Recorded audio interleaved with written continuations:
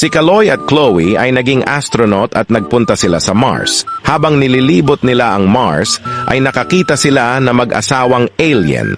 Laking gulat nila dahil ang mga alien ay mababait at ang lalaking alien ay nakakapagsalita ng Tagalog.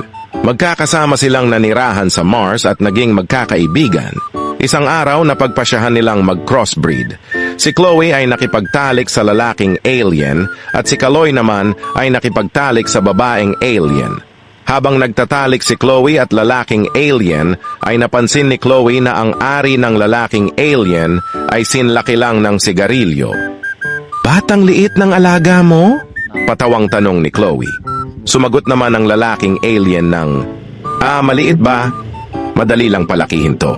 Hinila ng lalaking alien ang dalawang tenga niya at ang ari niya ay himalang lumaki at humaba. Tuwang-tuwa naman si Chloe at naging masaya ang kanilang pagtatalik. Kinabukasan, nag-usap si Kaloy at si Chloe. "Kumusta ang pakikipagtalik sa lalaking alien?" tanong ni Kaloy. Nakangisi namang sumagot si Chloe ng, "Masaya." Napansin ni Chloe na parang malungkot si Kaloy. "Ikaw, kumusta ang pakikipagtalik sa babaeng alien?" Sumagot naman si Kaloy ng, "Buwesit na alien yan. Magdamag ba naman hinila-hila ang tenga ko?"